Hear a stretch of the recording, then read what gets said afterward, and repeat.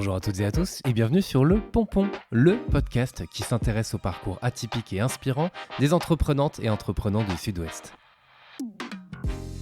Je suis Théo Robache, animateur d'événements et de médias, entrepreneur soucieux du bonheur des autres, désireux d'aller à la rencontre de profils épatants pour vous partager leurs histoires.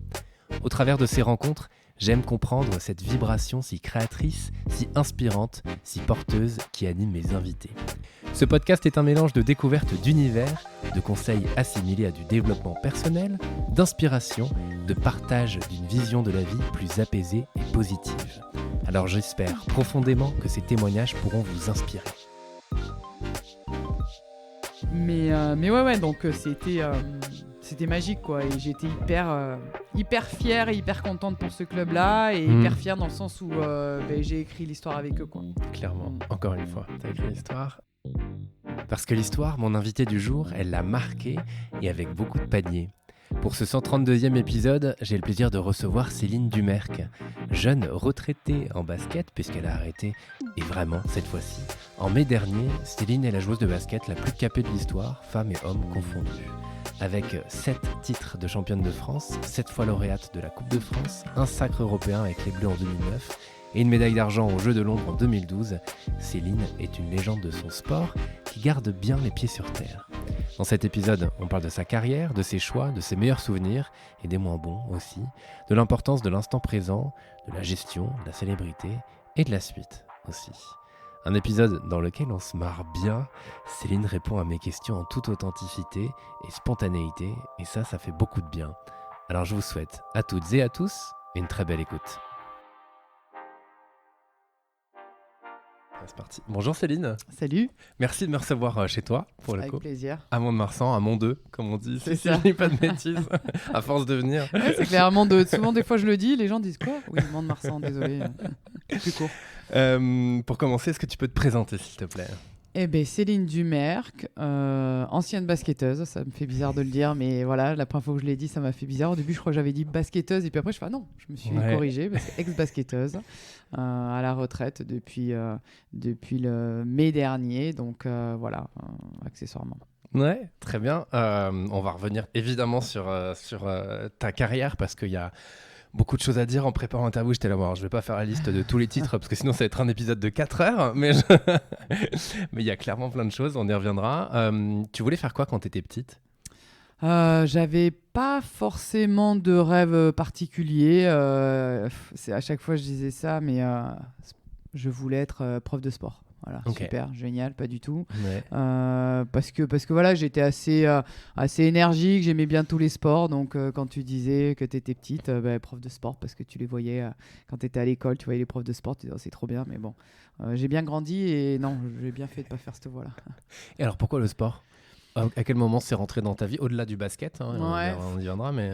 Je pense que déjà, j'étais quelqu'un d'assez énergique. C'est vrai que quand je vois aujourd'hui les jeunes qui sont cloîtrés à la maison devant les jeux vidéo, sur leur téléphone, tout ça. Ouais. Non, moi, j'étais plutôt dehors, dans les arbres, avec les copains, à la récré, à faire tous les sports. Donc, j'ai toujours eu cette appétence pour le j'ai envie de dire, pour le dépassement de soi, mais sans s'en rendre compte en fait. Ouais. J'aimais bien courir un peu partout et peu importe, j'avais pas de sport comme ça qui m'animait plus qu'un autre quoi. Donc c'était vraiment de manière générale, j'aimais bien me dépenser. Ouais. Et alors l'arrivée du basket, quand est-ce que c'est ça venu ? s'est fait par par chance, par opportunité. J'étais en centre aéré pendant les vacances et une des monitrices de ce centre aéré là était était entraîneur dans un club de basket. Et c'est vrai que certainement pendant les activités, alors dans les centres aérés, on fait pas mal d'activités assez sportives. Elle a dû voir en moi quelqu'un d'assez énergique et elle m'a dit mais ça te dirait pas de tenter le basket. Alors à ce moment-là, je me souviens que j'avais peut-être l'idée d'aller m'inscrire dans un club de tennis parce que les mercredis et les week-ends ou les vacances, j'allais chez mes grands-parents et il y avait un club de tennis en bas de l'immeuble. Donc je m'étais dit peut-être, parce que je tapais la balle sur le fronton à mes heures perdues. Et en fait, en me proposant le basket, de manière très factuelle et très logistique, ça ça collait bien parce que c'était le petit club à côté de chez moi. Ma tante pouvait m'y amener. Donc, tout marchait bien. Donc, on a dit, bon, allez, on va y aller, on va tester. Ouais. Et puis, du coup, je suis rentré dans cette salle de basket à Laloubert, le petit village de Laloubert à côté de Tarbes. Ouais. Depuis, à partir de là, ça a été ma deuxième maison, quoi, ouais. Les salles de basket. Et tu as commencé à quel âge alors? Là, Non, j'avais 9 ans. J'avais 9 ans. Ouais. Okay. Et alors, comment ça prend forme? J'ai envie de comprendre après, un peu plus tard ado, j'imagine que déjà tu te dis, bon, en fait, je peux peut-être en faire mon activité un peu plus que les cours aussi. À quel moment tu commences à vraiment être une bonne basketteuse ouais, surtout que tu commences à dire, bon, bah, en fait, je vais commencer à en faire plus et encore plus parce que ça me plaît bien. En fait, ça s'est fait, mais de manière hyper fluide, hyper naturelle. C'est-à-dire que donc, j'ai fait 2 ans à Laloubert en poussine. Ouais. Et sur l'année où je dois passer en Benjamin, j'ai une proposition. Il y a un regroupement dans un club voisin qui s'appelle Aussin et qui avait décidé de regrouper un petit peu les meilleurs individus du département ou en tout cas du petit...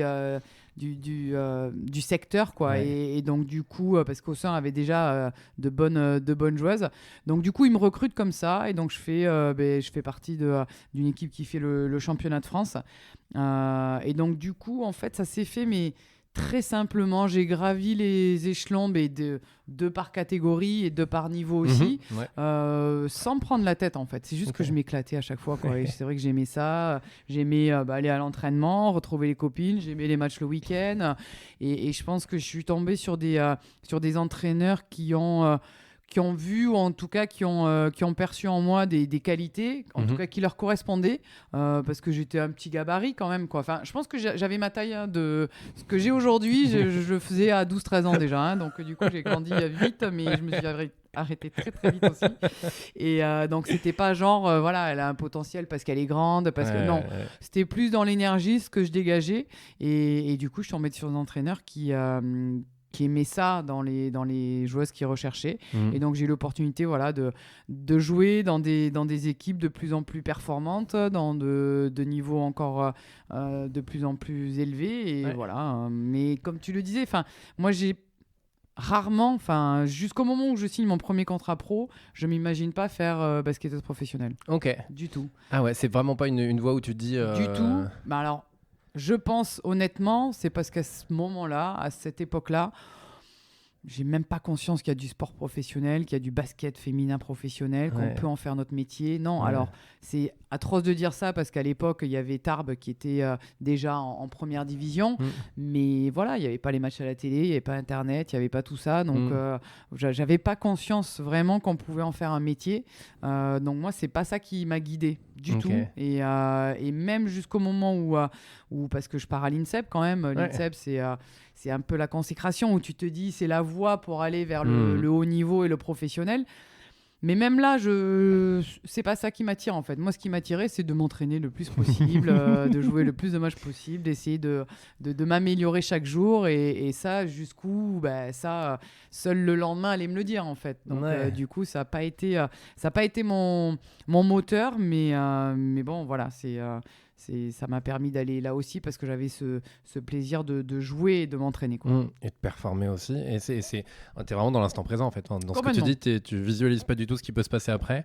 Tu vas étape par étape et autant réussir à chaque fois au fur et à mesure, quoi. Tout à fait. Et ça a été toujours, toujours été mon... même une fois que j'ai été professionnel, ça a toujours été mon leitmotiv, c'est au jour le jour, quoi. C'est aujourd'hui, demain, on sait pas, quoi. Parce que dans une journée, quand tu as 2 entraînements par jour, il se passe beaucoup de choses. Clairement. Et donc du coup, et même d'un match à l'autre, d'une semaine à l'autre, donc du coup, ça a toujours été le jour J, être dans le moment présent, quoi. Ok. Et justement, tu dis que tu avais beaucoup travaillé. J'ai entendu une de tes phrases, tu disais sur un reportage, je ne sais plus quel tennis, tellement il y a eu de reportages. Tu disais, j'ai pas de talent. Le talent, c'est quelque chose de inné. Tout ce que j'ai fait, je l'ai travaillé. Ouais, et je le crois. Alors, c'est vrai qu'il y a pas mal de choses. Je voulais essayer de lire des choses entre l'inné, l'acquis, la nani, le talent, le machin.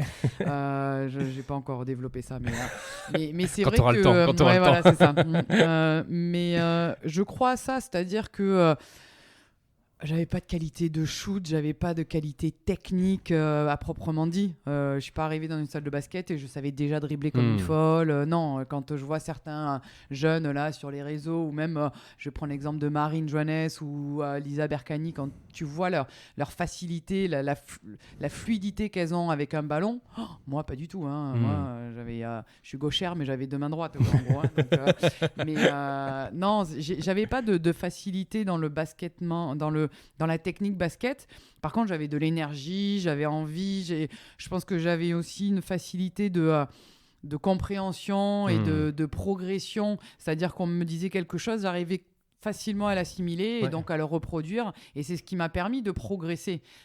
Et c'est parce que j'ai fait des entraînements beaucoup que du coup, j'avais cette capacité à encaisser les demandes et puis les consignes et qui a fait que j'ai pu progresser et je suis devenue la joueuse que je suis devenue, mais par le travail, pas par l'inné, quoi. Ouais. Justement, je crois que c'est Valériane dans un reportage aussi qui disait que les exercices, tu les faisais à fond. C'est-à-dire si c'était pied sur la ligne, c'était pas devant, derrière, c'était pied sur la ligne. Ça, quand je vois les filles qui vont pas jusqu'à la ligne, ça me rend folle. Et quitte à rester un peu après, tu vois, quitte à faire encore des shoots en plus. Et donc, est-ce que déjà là, tout est mental là, clairement. Tu vois, t'es à fond dans le mental. D'après toi, comment tu l'as acquis ? Est-ce que tu l'as travaillé ? Alors, je pense que ça, pour le coup, c'est un peu, c'est dans les gènes. Hein. Je pense que parce que sans s'en rendre compte, en fait, que c'est mental, parce que j'avais aussi de grandes faiblesses mentales. Hein. J'avais pas confiance. Il y a plein de points. Donc, du coup, il y a des choses comme ça qui sont assez paradoxales.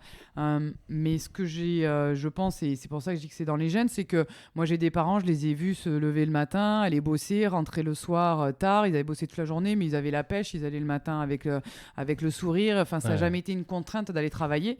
Et vu que pour moi, jouer au basket, c'était absolument pas un travail, c'était difficile pour moi d'aller faire la gueule quand j'allais à l'entraînement.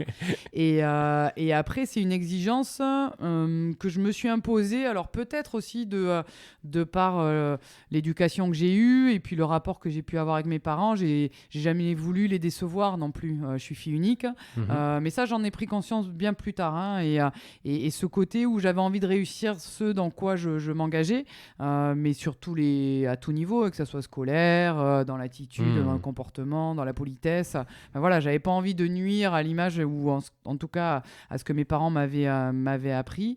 Et l'exigence que je me suis donnée pendant les entraînements, elle est vraie dans tout, quoi. C'est-à-dire que je suis à l'heure dans mes rendez-vous, je suis quelqu'un d'organisé, et ça, j'ai su le retranscrire sur un terrain de basket, quoi. Donc les consignes étant données, je les respecte à 300%, quoi. Et là, il n'y a pas de demi-pied, pas sur la ligne, quoi. Non, ça n'existe pas. Ça y va à fond, quoi. Vraiment à fond.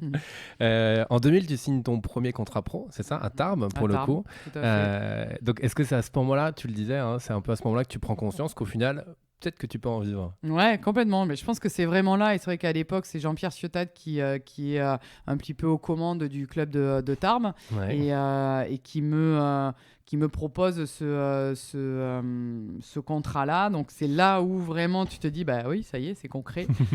Tu vas signer un petit papier où il y a marqué contrat de travail. Donc voilà, ça devient un travail. Et c'est une chance parce que je rentre à la maison, entre guillemets. Après 3 ans à l'INSEP, je rentre sur Tarbes, c'est là où il y a ma famille. Alors, ça sera drôle, mais je rentre chez moi, mais je veux un appartement quand même. Hein. Je rentre chez moi, mais pas trop chez moi. Pas déconner. Voilà, faut pas non plus pousser. J'y suis allée d'abord à la maison parce que le temps de trouver un appartement, mais j'ai vite voulu avoir mon indépendance. Ouais, tu l'avais eu sur Paris, alors. Exactement. Donc, une fois qu'on l'a, c'est difficile de la rendre. Et du coup, voilà, j'ai passé 3 ans qui m'ont permis de. Enfin, j'ai eu de la chance parce qu'on m'a fait confiance, en fait. On m'a fait confiance, on m'a mis sur le terrain. J'y allais pas en tant que première meneuse.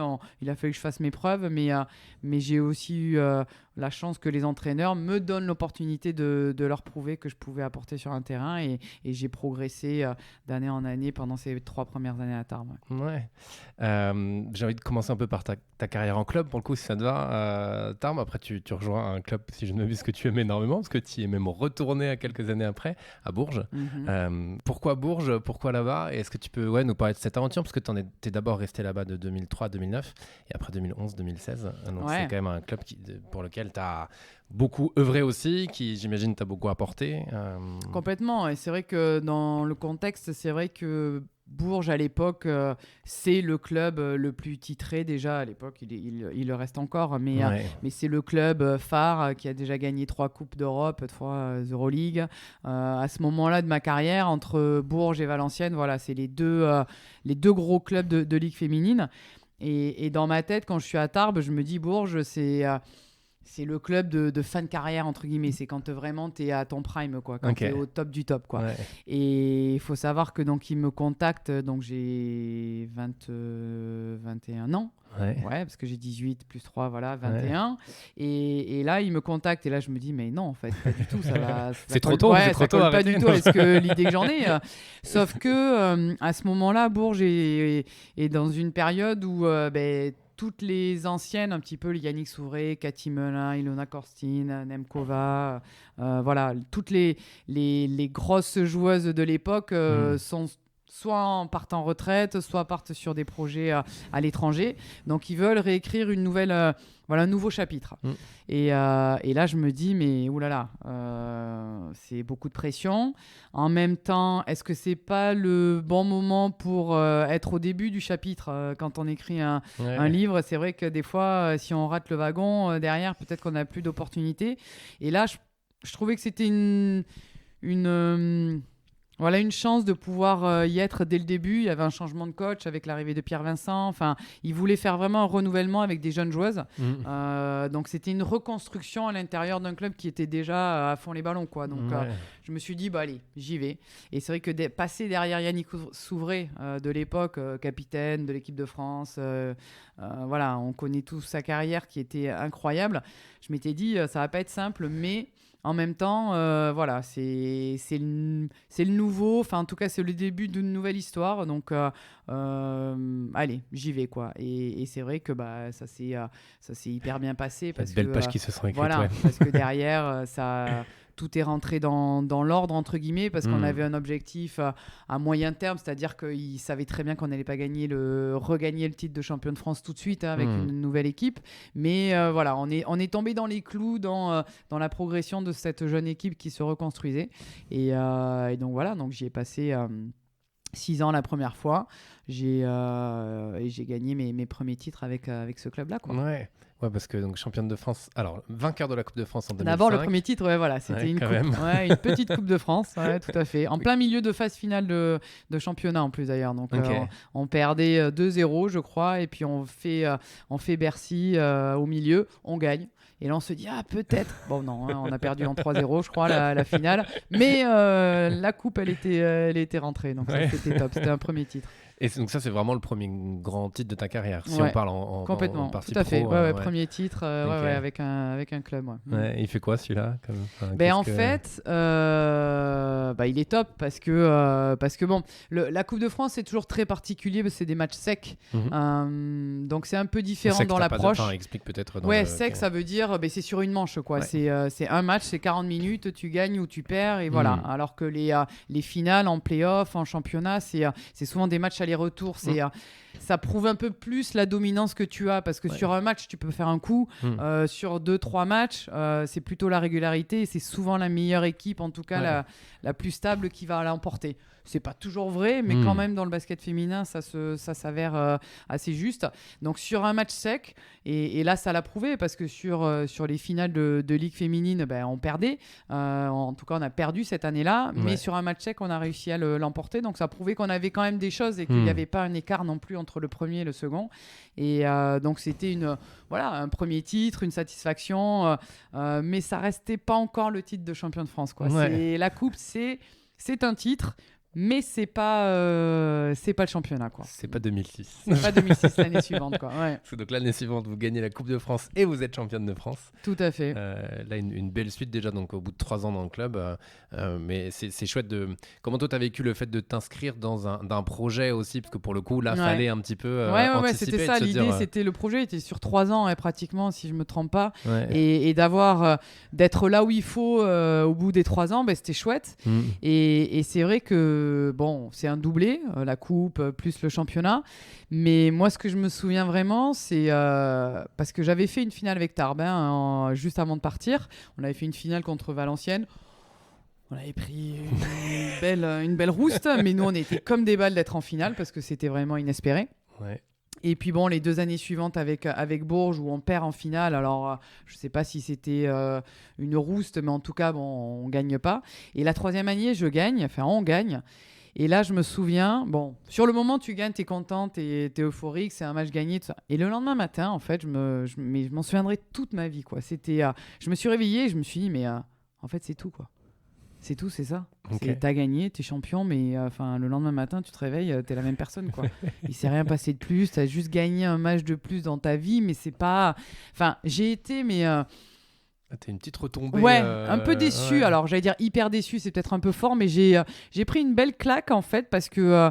mais je pense que ça m'a aussi... ça m'a aidé dans le reste de ma carrière, c'est-à-dire que j'en ai enlevé un petit peu... le but suprême de gagner le titre. Non, en fait, c'est pas ça qui m'a guidé pendant le reste de ma carrière. Parce qu'en fait, tu te dis que gagner un titre, c'est juste gagner un match de plus. C'est faire une action de plus positive. Parce que quand ça se joue à pas grand-chose, c'est...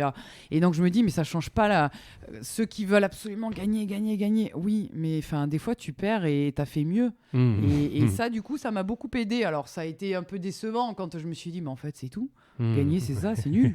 Non, moi, je pensais qu'on était sur le toit du monde après. Ouais. Mais en fait, non. Il y a la vie le lendemain, tu vas faire tes courses comme tout le monde. Il n'y a rien d'extraordinaire de plus, quoi.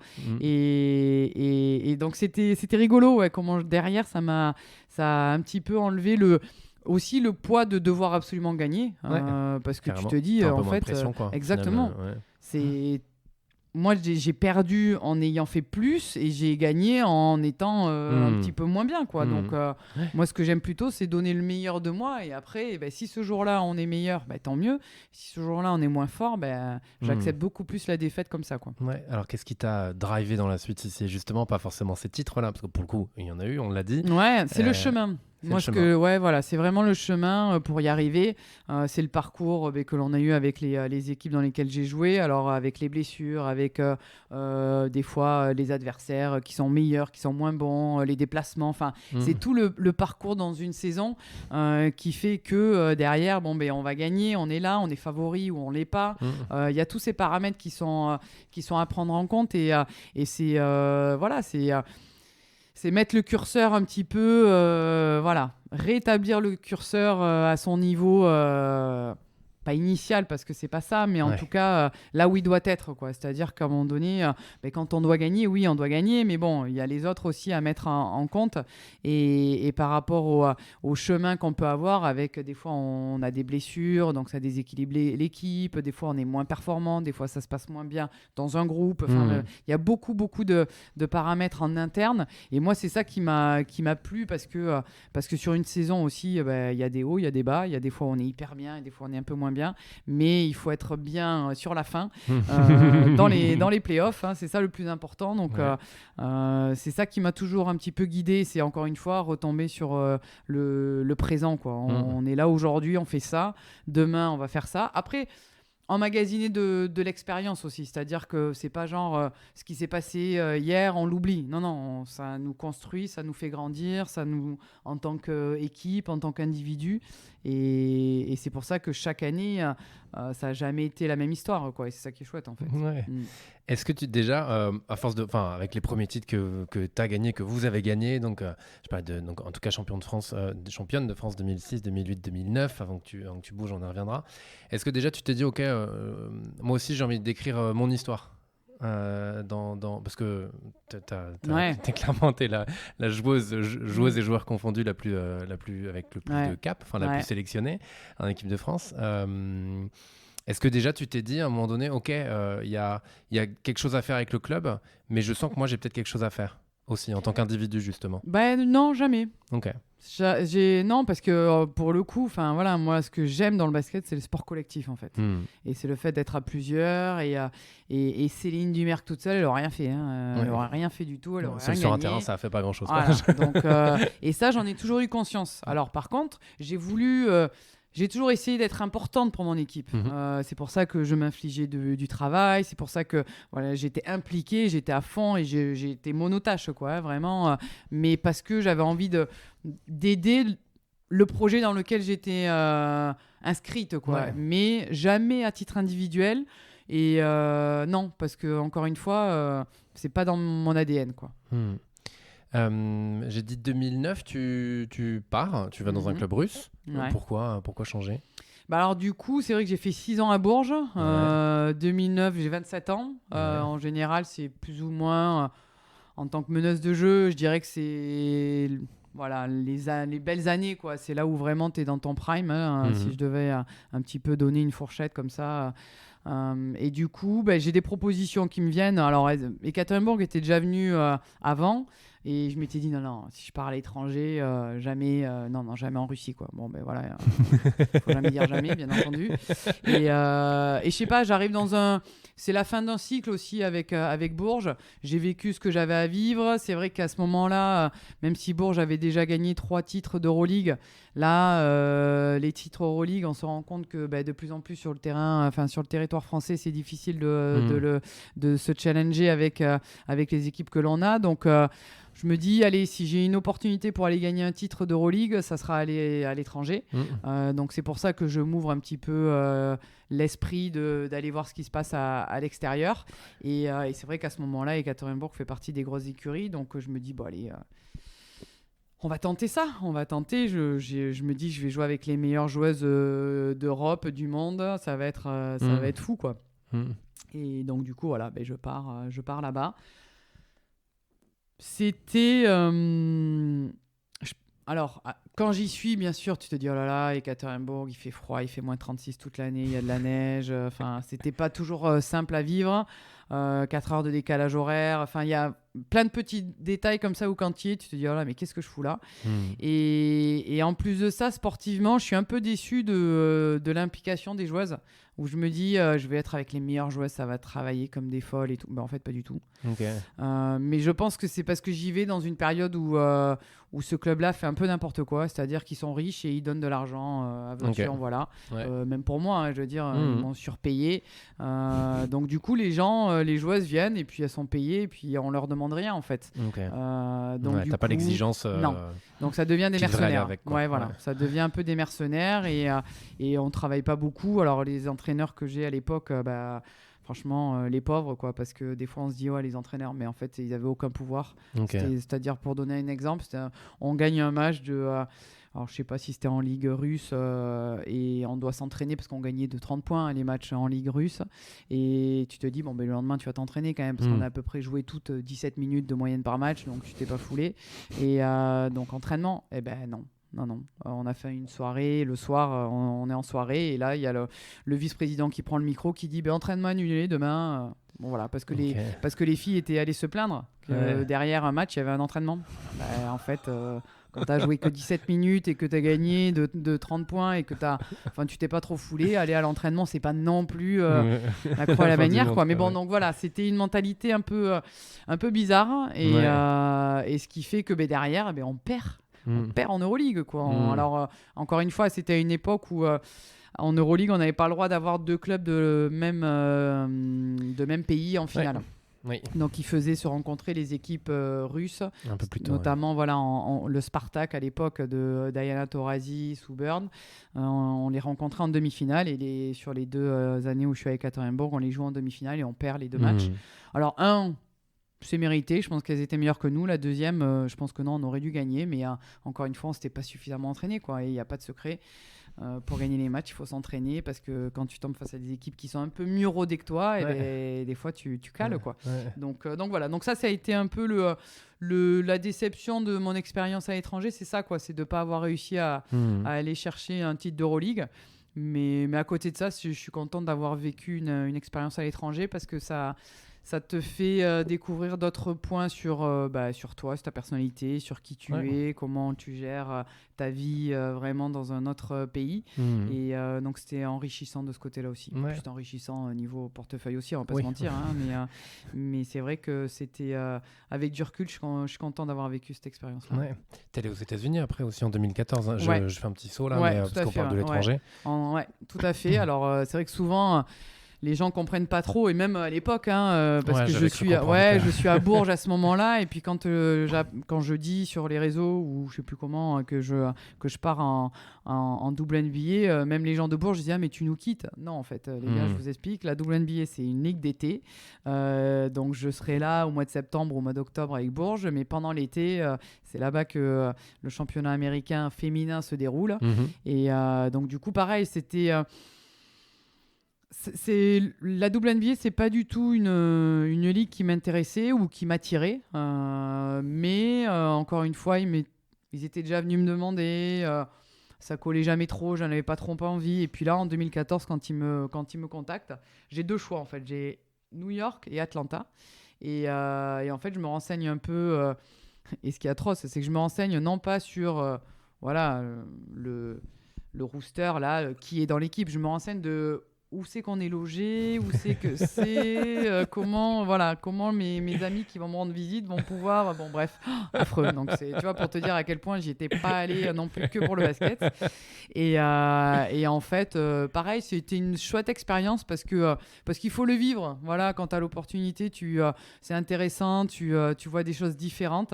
Et même si c'est pas ma cam, c'est pas mon jeu, c'est pas mon ADN de basketteuse dans le sens où c'est bien plus individuel, c'est axé sur les qualités individuelles des joueuses et non sur un collectif. Moi, c'est pas comme ça que j'aime jouer au basket. Mais ça t'apprend sur la confiance en soi, sur l'appréhension que tu peux avoir sur non, j'ai confiance en moi, je peux faire ça, je me mets pas de limite, parce qu'effectivement, les Américaines, elles se mettent pas de limite. Il y en a pas trop et là-bas. Voilà, et c'est... Nous, en France, on va mettre ça dans la catégorie elles sont arrogantes, enfin on est arrogant, on se la raconte, mais en fait non, c'est juste avoir de la confiance, croire en ses capacités, et ça m'avait peut-être un petit peu manqué sur ma carrière, sur certains points. Et là, quand je suis revenu des États-Unis, je me suis dit mais en fait t'as le droit d'avoir confiance, t'as le droit de croire que tu vas y arriver, même si tu n'y arrives pas, tu te donnes une petite chance supplémentaire d'y arriver, et sans avoir le melon ou sans avoir penser que t'es meilleur que les autres, c'est pas ça, mais je trouve que tu te donnes un petit plus de chance de réussir. Et donc ça a été enrichissant de ce côté-là. Ouais, une belle expérience aux États-Unis. Tu reviens à Bourges de 2011 à 2016. Pourquoi revenir, j'allais dire, à la maison, même si après tu reviens à l'autre maison. J'ai plusieurs maisons au final quand je réfléchis. Non, mais effectivement, en fait, l'histoire, alors c'est drôle parce que quand je faisais la blague avec que je me suis enrichi en Russie, c'est vrai, on va pas se mentir. Je suis parti en Russie en 2009. J'ai gagné 7 fois ce que j'aurais pu gagner à Bourges. Donc tu te dis, voilà, j'ai gagné 14 saisons en fait en signant avec Ekaterinbourg. En sachant que j'en ai fait 20, j'ai fait 34 saisons. Non, j'exagère, mais bon, bref. Mais aujourd'hui, les joueurs, ça leur parlerait pas, mais bon, bref. Mais c'est important, et on pourra en parler aussi, j'y pense, de combien, on se rend pas compte de combien gagne, enfin, t'es pas obligé de donner des chiffres, c'est pas le but, mais si on vit bien, mais après, c'est vrai qu'aujourd'hui, les montants ont bien évolué, mais à l'époque, la joueuse française moyenne de haut niveau, elle gagnait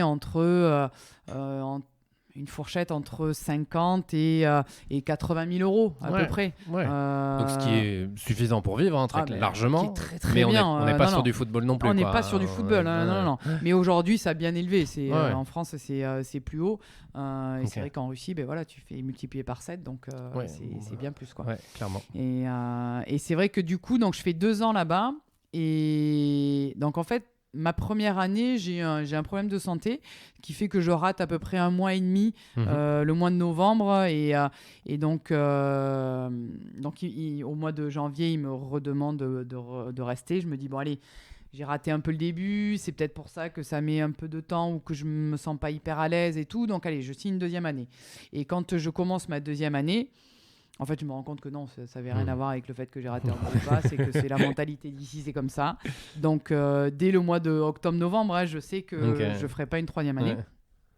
Et donc, pendant la trêve de Noël, je rentre à Bourges parce que j'avais un logement sur Bourges.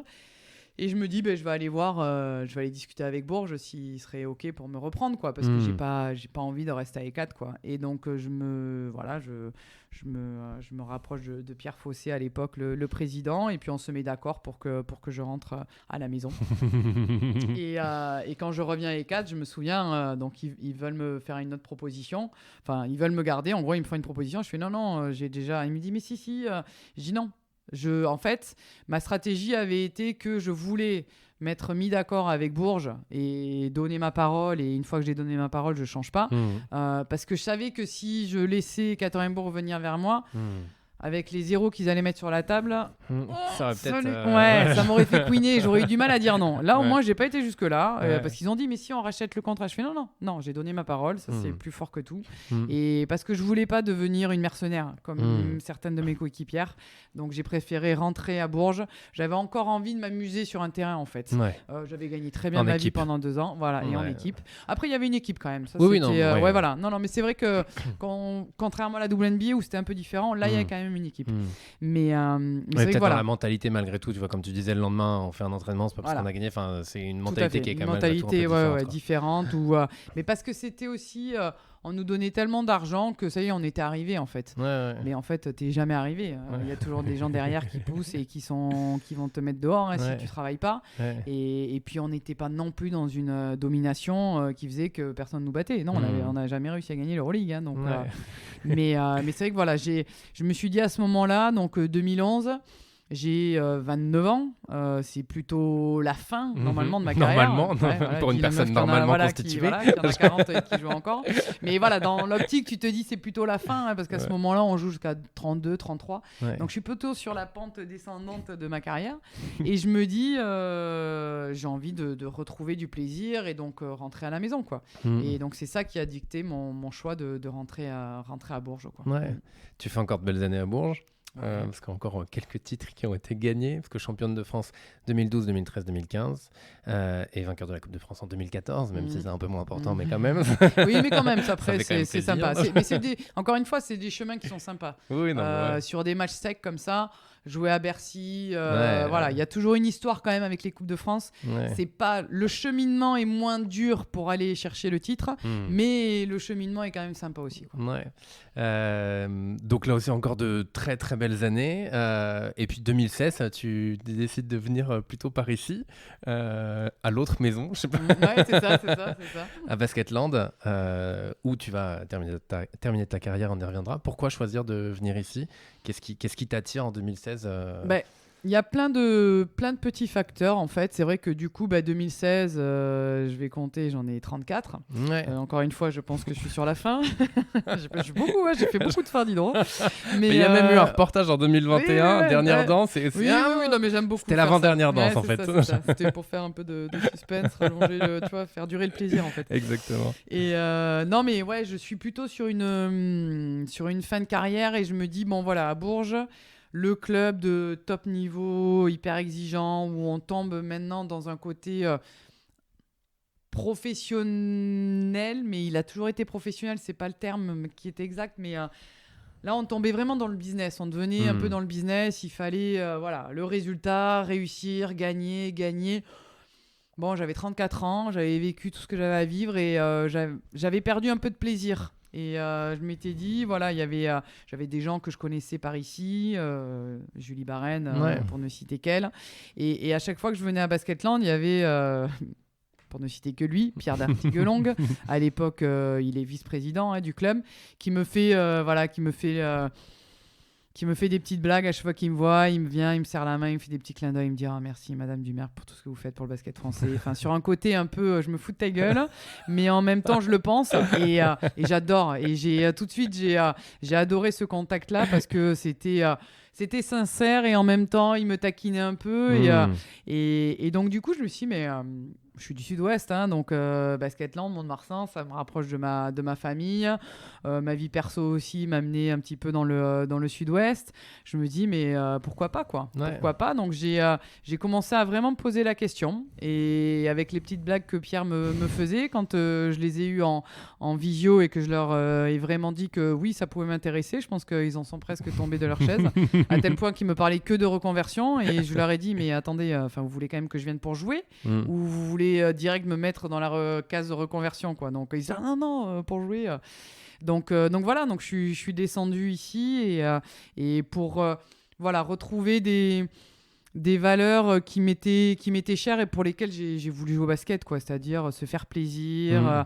Bien sûr qu'il y a le résultat qui compte, mais je voulais pas finir dans ce côté il faut que gagner, il faut que... Non, c'était pas ça qui me... Moi, il fallait que je retrouve un petit peu du plaisir d'en venir à l'entraînement. Et puis et je me souviens des premiers matchs où on gagne des gros et où là, je me dis, en fait, on n'a pas besoin d'être dans une grosse équipe pour vivre des émotions de barjo, quoi.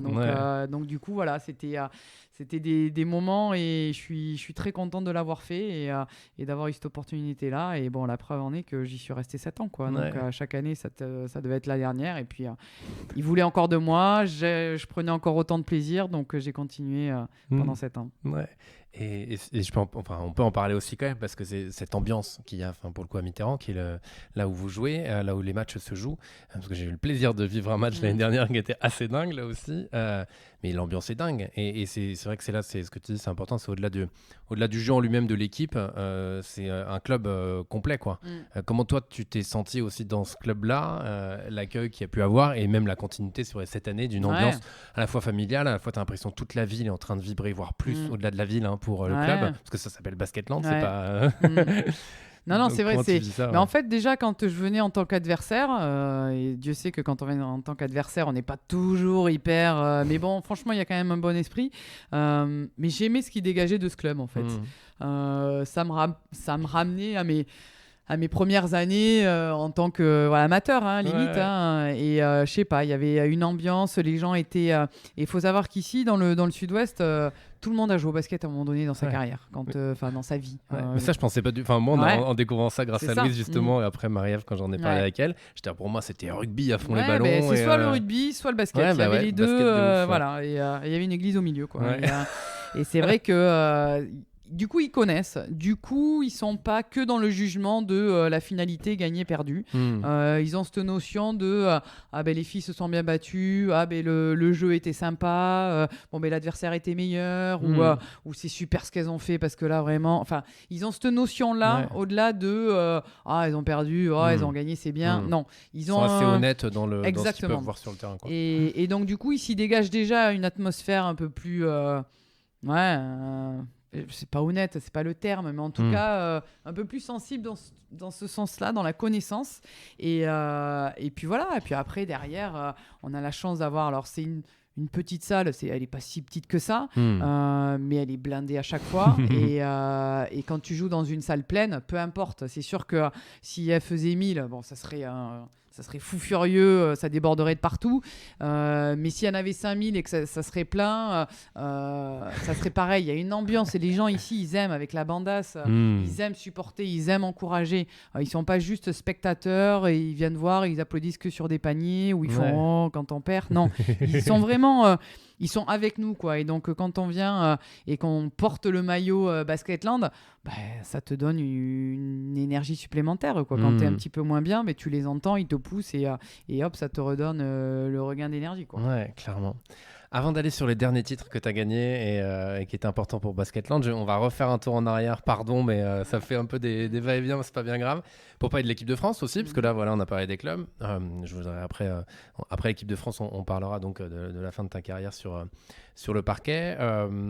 Et donc, équipe de France, ta première sélection, qu'est-ce que ça te fait là aussi d'être sélectionné et de porter pour la première fois quand tu portes le maillot France, quoi. Ouais, c'est vrai qu'encore une fois, j'ai eu un parcours assez classique en équipe de France, c'est-à-dire que j'ai fait les équipes de France jeunes. Et c'est vrai que j'ai eu la chance de faire les cadettes, juniors, les moins de 20. Enfin voilà.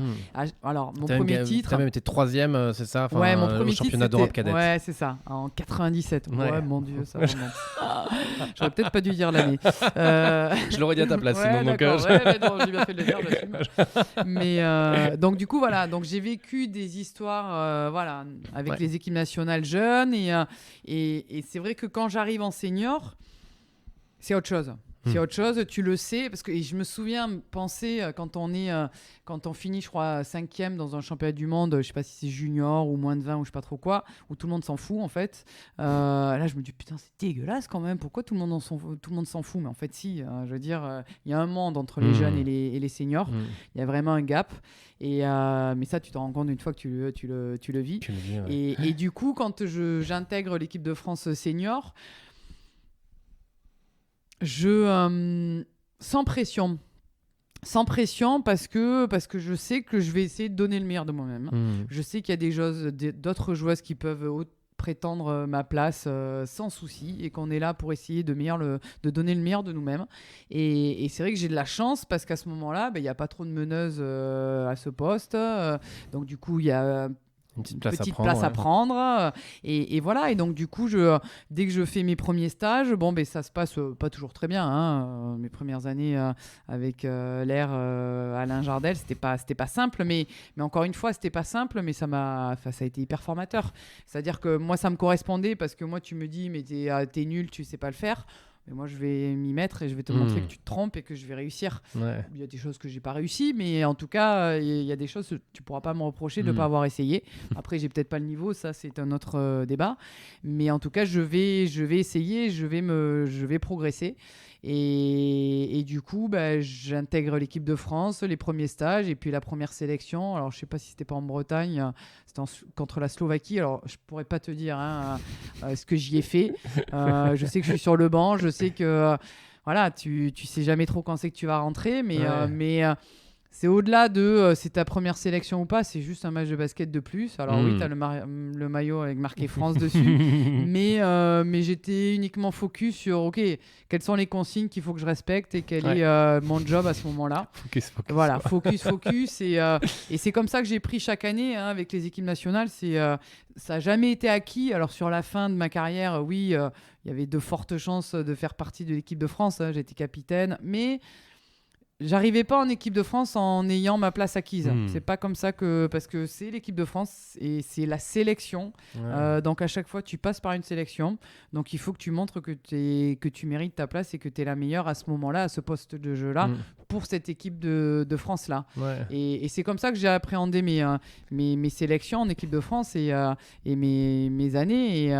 Et à chaque fois, j'ai eu la chance de vivre encore une fois des super histoires, quoi, parce qu'au-delà des résultats et au-delà des médailles, même si j'aurais aimé en avoir des plus jolies, mais c'était les parcours et les histoires que l'on a avec les différentes équipes, quoi.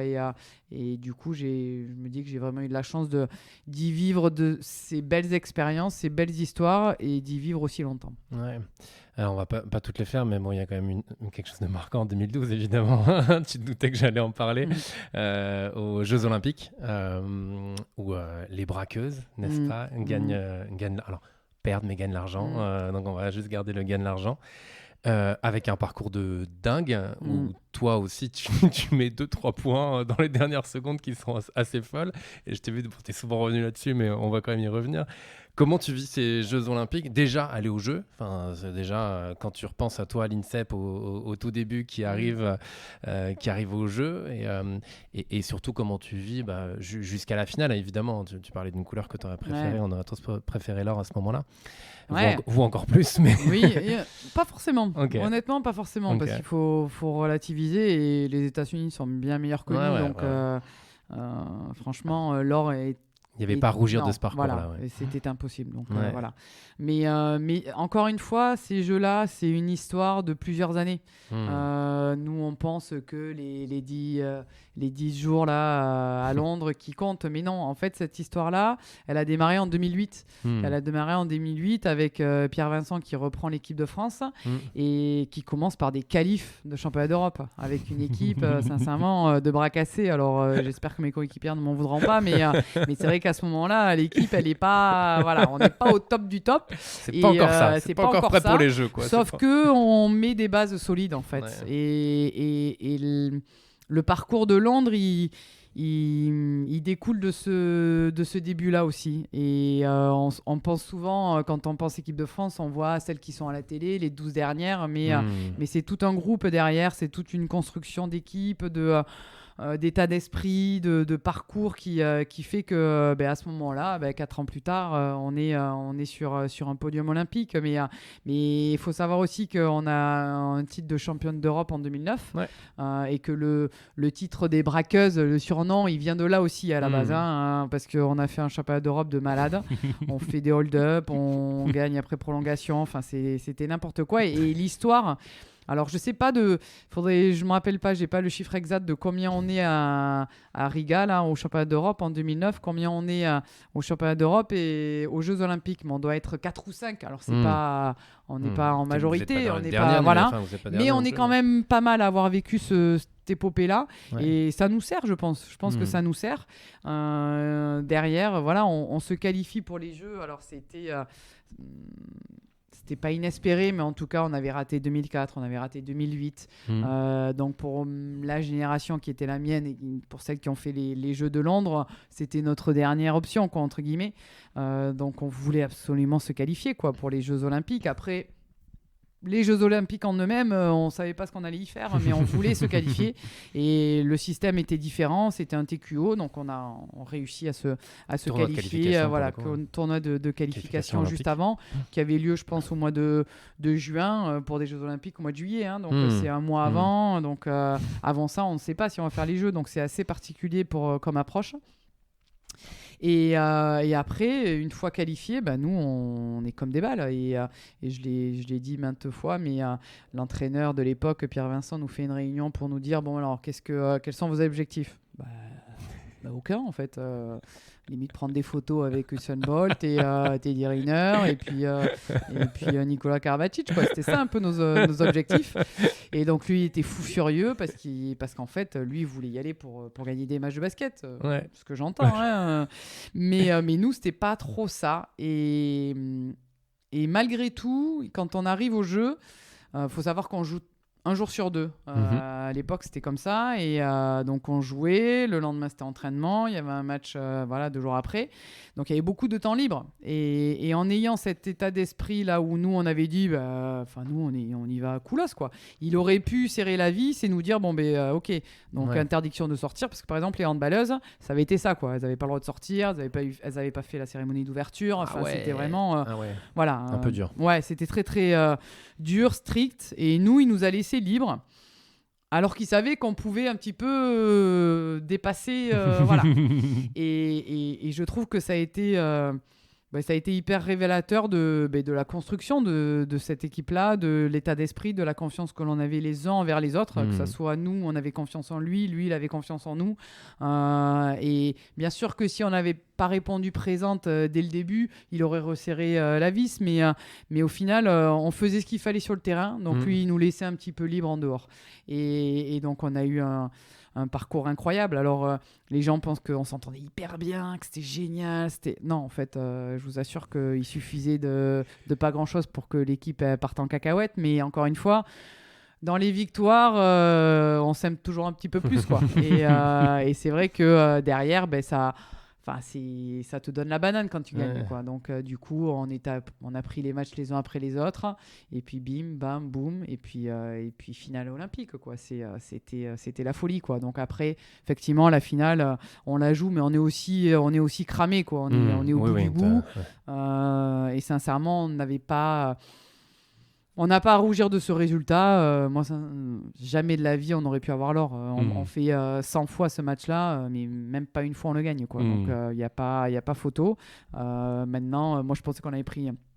Parce que je pensais vraiment qu'on avait pris une branlée tout de suite. Et je regarde, et non, à la fin du premier quart-temps, je crois qu'on est qu'à -1 ou tout ça. Sauf que moi, dès les premières secondes, je me dis, oh là là, on va en prendre 30. Ça va être long. Et en fait, tu tiens déjà 10 minutes. C'est déjà pas mal, hein, au final. Tu vois, donc voilà, donc c'était une super expérience. Ouais. Et puis en plus, à titre perso, j'ai fait des perfs de malade offensivement, le truc qui n'était absolument pas dans ma case première de mes qualités. Et c'était drôle, quoi, parce que vraiment, les gens retiennent ça. Et alors que pour moi, c'est pas révélateur de la basketteuse que je suis et que j'ai été pour la majorité de ma carrière, quoi. Ouais. Y a aussi autre chose, c'est forcément un coup de projecteur encore plus sur l'équipe et sur toi aussi.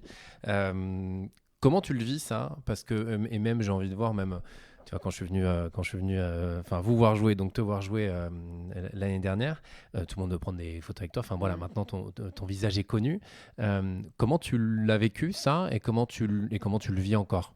Ouais, alors c'est vrai que ça a été un vrai tournant dans le basket féminin, la médiatisation, le fait d'être passé aux heures de grande écoute sur les chaînes françaises. C'est vrai que jouer à Londres avec 1 heure de décalage à 8 heures, ben voilà, tout le monde était devant la télé. On a marqué les esprits parce qu'au-delà du sport et du basket en lui-même, les gens, ce qu'on a dégagé derrière le petit écran là, c'était plutôt positif. Et comme on dit, on est rentré dans le salon des Français, quoi. Et les gens qui connaissaient rien au basket ont découvert un groupe de nanas et derrière, ça a ouvert un peu plus de portes pour la médiatisation. Ça a ouvert de la médiatisation pour le basket féminin en général. Et puis, c'est vrai que souvent, je le dis, hein, c'est difficile de nommer 12 joueuses. Pourtant, c'est les 12 qui ont gagné la médaille, hein, mais pour quelqu'un qui ne connaît pas trop, difficile de retenir 12 noms. Donc, il y a quelques noms qui en sortent et j'ai fait partie de ce lot-là. Et de par mes performances, le fait que je sois capitaine, c'est vrai qu'il y a plusieurs raisons au fait que j'ai été un petit peu l'image qui est ressortie de ces jeux. C'est pas ce que je voulais, mais en même temps, ça me dérangeait pas d'avoir ce statut-là. Ça m'a pas changé. T'es sûr? Ouais, non, ça m'a pas changé parce que j'avais 30 ans déjà. Ouais. Je pense que quand ça t'arrive à 20 ans, c'est plus facile de perdre pied. Ouais. Mais j'ai 30 ans, c'est que du bonus, c'est que du plus, c'est un truc inespéré. 2 ans avant, je pensais que c'était la fin. J'ai 30 ans, je suis déprimé parce que pour une nana, passer 30 ans, enfin voilà, il y a plein de choses. Et là, c'est comme si on me faisait un petit cadeau, en fait. Donc je l'ai pris plus dans le bon sens. Et comme j'ai souvent eu l'occasion de le dire, hein, j'étais pas suivi non plus par des paparazzis, donc j'étais pas submergé de demandes et compagnie. Ouais. Donc c'était assez facile à vivre. Et puis je suis pas non plus tombé dans la businesswoman et dans les médias, dans les trucs, les machins, les sponsoring et faire que de la com. Et non, moi je restais encore basketteuse. Je me suis dit, à 30 ans, je suis encore pas mal, je vais encore peut-être continuer à jouer. Donc du coup, voilà, j'ai dealé avec ce côté-là, tout en sachant que derrière, il y avait peut-être un peu plus de lumière sur le basket féminin et en essayant de continuer à véhiculer une belle image, quoi, parce que je pense que c'est ça qui est le plus important. On fait un sport qui est incroyable, qui est chouette, qui mérite d'être mis en avant, et donc réussir à continuer à avoir des résultats, c'est ce que j'ai dit, hein, parce que souvent on se plaint de la médiatisation, notamment des sports féminins, et c'est vrai, et je le déplore. Maintenant on avance, mais de toute façon on continuera à avancer quand on aura des résultats. Donc là, à l'image des handballeuses qui sont championnes du monde, ça voilà, quand tu es championne du monde, tu es obligé d'en parler. Donc il faut continuer à avoir des résultats sur le terrain, et après derrière on ira parler et on ira taper du poing sur la table pour qu'on parle de nous. Mais au-delà de ça, voilà, il faut pas non plus se tromper. On reste des athlètes et il faut se battre pour son sport et pas pour son individu et devenir ambassadrice de quoi que ce soit, quoi. Je le mentionne quand même parce que c'est non négligeable. Donc, argent au championnat d'Europe en 2013, 2015 et 2017. Ça fait beaucoup d'argent, ça. Ça fait... c'est peut-être là où non, l'or aurait... Ouais, à chaque fois. En fait, le problème, c'est qu'à chaque fois, voilà, on avait gagné en 2009. Je parle mieux le couteau dans la plaie du tout. Hein, mais mais après, moi, je regrette pas et il faut pas vivre avec des regrets. Mais on n'a pas réussi à aller chercher l'or, c'est tout. Et encore une fois, même cette année, on n'a pas réussi. Enfin, voilà, on tombe aussi. À chaque fois, c'est pas que on échoue. C'est qu'aussi il y a des adversaires en face de nous et ça souvent on l'oublie, c'est-à-dire que quand tu domines, quand tu es dominant, les États-Unis s'ils ont une médaille d'argent, bien sûr qu'ils vont là ils vont se dire, oh, les gars, là on a vraiment fait quelque chose qu'il fallait pas. Nous, oui, bien sûr qu'on a fait les choses qu'il fallait pas et qu'il faut corriger. Maintenant, on n'a jamais perdu de la même manière. À chaque fois, on a perdu face à des adversaires un peu différents, dans des contextes un peu différents. Enfin, voilà, c'est le sport. C'est le sport. Et on n'est pas dans une domination. À chaque fois, je dis dominance, mais je me suis fait rattraper. Donc, domination, je le dis correctement, domination. Alors que dominance, c'est vachement joli, non ? Moi, j'aime beaucoup. Bref. Donc, du coup, on n'est pas... Non, mais je vais me corriger quand même. On n'est pas non plus dans une domination qui fait qu'on doit gagner à chaque fois. Non. Maintenant, on est tombé face à des équipes à chaque fois qui étaient meilleures que nous ce jour-là. Donc, c'est rageant, c'est le sport. J'aurais aimé avoir plus de médailles d'or, mais j'ai quand même eu des médailles. Donc, faire partie du haut du tableau européen et mondial et tout ça pendant toutes ces années, c'est quand même pas mal, quoi. Parce qu'on sait, je prends l'exemple de l'Espagne, il y a des fois, ils ne se sont pas qualifiés, ils n'étaient pas à Londres, par exemple. Donc, ils ont gagné. Puis des fois, il y a une grosse chute. Nous, il n'y a pas de grosse chute, mais il n'y a pas non plus de médaille d'or. Donc, je ne sais pas qu'est-ce qui est le meilleur. On revient sur ces dernières années avec Basketland, des titres. Incroyable. Et des titres de dingue, incroyables justement. Pourquoi ? Parce que personne n'y croyait. Pour l'histoire, voilà, encore une fois, c'est pas le titre en lui-même. Alors, le titre en lui-même, c'est le club qui en récolte les fruits et qui, où tu te dis, ça serait écrit à jamais, quoi, dans ce club-là, quoi. Et il le mérite tellement. Mais moi, ce que je dis, c'est ce qui est Barjo, c'est l'histoire, en fait. C'est la vie au quotidien, au jour le jour. Alors, faut contextualiser, le premier titre, c'est championne de France, c'est année Covid, donc c'est à huis clos, c'est sous forme un peu, c'est en match sec, donc c'est demi-finale le vendredi et finale le dimanche, donc alors que d'habitude c'est plutôt des matchs aller-retour. Mais il fallait se les gagner, ces matchs-là. On les a gagnés. Donc, moi, j'aime bien recontextualiser le parcours, mais en même temps, je ne vais pas sous-estimer ce qu'on y a fait. Parce qu'en face de nous, on avait des équipes qui étaient sur le papier meilleures que nous. Mais ce jour-là, on était meilleurs qu'elles. Et c'était juste la folie furieuse, quoi, pour ce club-là qui vit, qui bouffe, qui rêve. Enfin, moi, quand ils viennent me recruter, ils ont dans un coin de leur tête un objectif d'avoir des titres. Mais ils me parlent que de la Coupe de France, en fait. Et parce que, comme je disais tout à l'heure, c'est le chemin le plus court pour aller chercher un titre, c'est la Coupe de France, c'est 3-4 matchs secs et t'es au bout, quoi. Et le championnat, c'est plus compliqué. Et sauf que là, premier titre, voilà, championnat, quoi. Et c'était Barjo, et en même temps, c'était hyper frustrant parce que c'était à huis clos. Et que du coup tu te dis avec le public mais non, mais on aurait retourné la France entière. Ça aurait cassé le stade. Mais bon, il faut savoir qu'on a quand même, quand on est rentré, on était même si on n'avait pas trop le droit de se regrouper, on était quand même dehors sur des chars avec à la bonne d'image d'ici avec des comment on appelle ça, des bottes de foin là, machin. Mais bon, la sécurité, la distance de sécurité, pas toujours respecter, mais bon, bref, on a pu communier quand même avec le public. Mais donc c'était magique, quoi, et j'étais hyper fière et hyper contente pour ce club-là, et hyper fière dans le sens où j'ai écrit l'histoire avec eux, quoi. Clairement, encore une fois, tu as écrit l'histoire. Et donc la Coupe de France en 2022 et en 2023 avec le club là aussi. Ah, c'est dingue de le faire 2 années consécutives, complètement dingue. Alors la première, ça s'est vu, je sais pas qui l'a dit, mais j'ai été stressée. Il y a un point, mais c'était juste parce que ce que je disais tout à l'heure, c'est qu'ils avaient un objectif, c'était la Coupe de France. Et donc là, on arrive en finale. Donc là, ils ne pensent qu'à une seule chose, c'était la gagner. On y va, c'est pour la gagner. Et donc là, j'ai pris un coup de pression. Je me dis, et du coup, j'étais là, mais si on la gagne pas, si on la gagne pas, si on la gagne pas. Enfin, j'imaginais toute la déception d'être arrivé jusqu'en finale et de pas réussir à la ramener, quoi. Et donc, j'ai vraiment, comme on dit, je me suis chié dessus. Hein. Et pardonnez-moi l'expression, mais du coup, j'ai été pris d'angoisse alors que Marie-Laure, elle était persuadée, la présidente Marie-Laure Lafargue était persuadée que j'allais gérer parfaitement, et elle vient me voir parce qu'elle est stressée et elle me voit à moitié en train de chialer, donc elle se dit oh là là, on n'est pas rendu. Bon bref, et c'est vrai qu'en plus de la ramener, c'est le parcours, quoi. Double prolongation, enfin c'est barjot, quoi. C'est nous, le public, qui avait fait le déplacement, on avait affrété les trains, enfin mais il y a que nous pour faire des trucs comme ça, il y a que nous, et c'était juste dingue. Et l'année suivante, on y retourne. Alors comment? Donc c'était l'année dernière. Et l'année dernière a été loin d'être simple, paisible. La saison n'avait pas hyper bien commencé. Non, voilà, c'était pas gagné d'avance. On fait du 9-0, on perd 9 matchs d'affilée. Bon début de saison bien pourri, on peut le dire comme ça. Puis l'année a été bien compliquée, nulle. Vraiment, alors là, c'est pas ça là que je retiendrai dans... Mais si, en fait, tu vois, tu la retiens parce qu'il y a des choses à en retirer. Et quand même, tu as la chance d'aller à Bercy.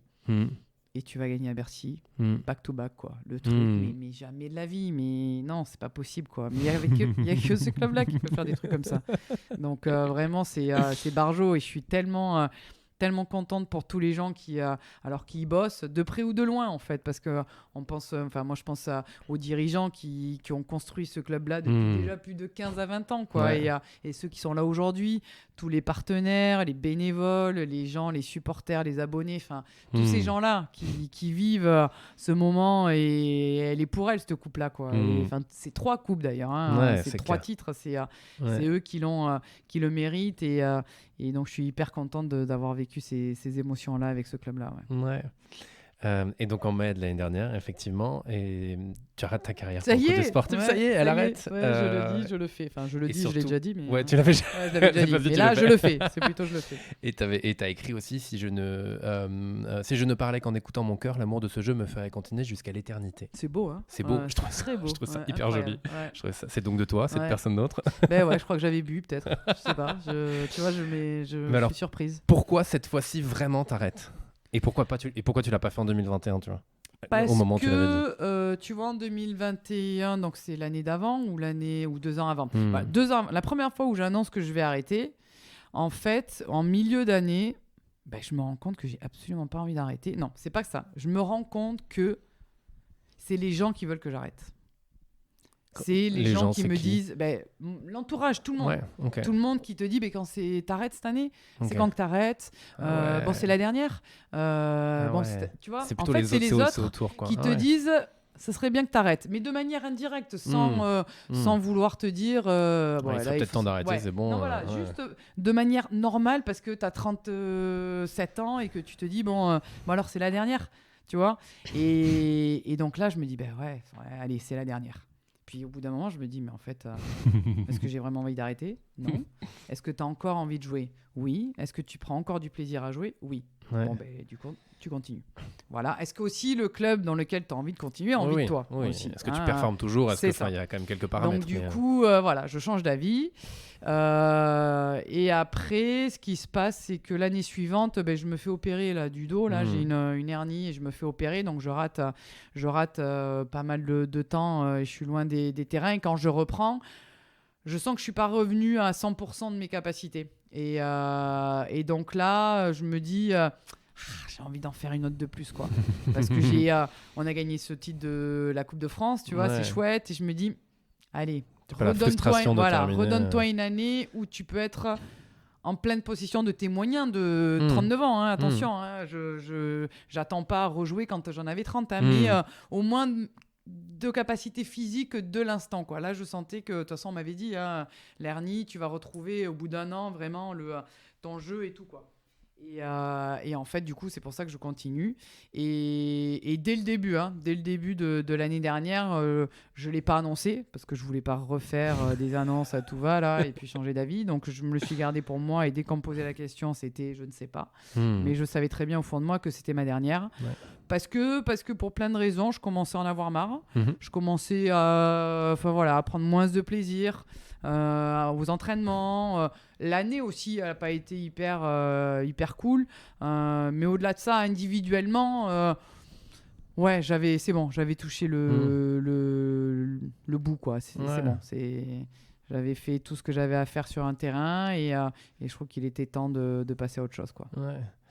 Et puis tu as terminé, au-delà du titre, mais en fait aussi, il y a le numéro 9 qui a été retiré à Bourges avec une cérémonie assez dingue là aussi.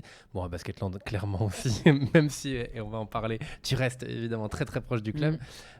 Comment tu vis cette année-là aussi? Et alors, je crois que c'est, alors je sais plus si c'est en 2022 ou 2023 que tu continues de casser quelques records qui avaient été là, parce que donc, record de points inscrits dans l'histoire de la Ligue féminine, du nombre de matchs joués, de passes décisives et d'interceptions. Et donc, je disais tout à l'heure, mais on va donner le chiffre quand même que j'ai là, 262 sélections, 63, ouais, c'est ça. 262 sélections. Ouais, je crois que c'est ça. Ouais. Donc en termes de records là, pour aller les défaire, il va falloir s'y atteler. Après, ce que je dis, c'est entre les points marqués, les passes d'aise, les interceptions, blablabla, tout ça, c'est vu que j'ai joué 20 ans, oui, c'est le temps passé sur les terrains. Et notamment, ça me fait sourire sur les points marqués, parce que si tu fais le total de mes points marqués divisé par le nombre de matchs, ça me fait 5 points de moyenne. Donc, il n'y a rien de, tu vois, il n'y a rien de glorieux. Voilà. Non, mais c'est quand même le temps. Autant de temps passé sur les terrains. Moi, c'est plus la longévité. C'est c'est ça qui me marque le plus. D'avoir eu la chance et l'opportunité de pouvoir jouer à très haut niveau pendant toutes ces années, sans avoir eu, à part mes petites les chevilles qui tournaient de temps en temps, et cette grosse blessure au dos à la fin, là il y a 1 an et demi, mais il y a 2 ans maintenant, mais c'est vrai qu'à part ça, j'ai pu être sur les terrains la plupart du temps, et ça m'a permis de faire un nombre de matchs maximum, et c'est pour ça que je suis hyper content d'avoir arrêté, parce que là, quand on me pose la question, alors ça te manque? Mais pas du tout. Alors pas du tout. Est-ce que j'ai envie de rejouer? Pas du tout. Donc je me dis, c'est bon, j'ai été au bout du bout. Ouais. J'ai été au bout de ce que je voulais, et j'ai eu la chance de pouvoir le faire en bonne santé, en pleine possession de mes moyens, avec les qualités que j'avais à ce moment-là. Et donc c'est une vraie chance, quoi. Ouais. Et alors les fêtes que tu vis après tout ça, donc comme je dis, dans la cérémonie, le fait d'avoir son numéro retiré. Ouais, ça c'est des jolis clins d'œil en fait. C'est vrai que c'est Bourges, j'y ai passé 11 ans. Il y avait déjà eu des cérémonies avec les légendes, et je jouais encore, donc ils ne pouvaient pas retirer le maillot à ce moment-là, mais je savais qu'ils allaient le faire le jour où j'allais arrêter, parce ils avaient déjà commencé à entreprendre ce genre de petites cérémonies pour les anciennes notamment, et je trouve ça chouette, parce que au-delà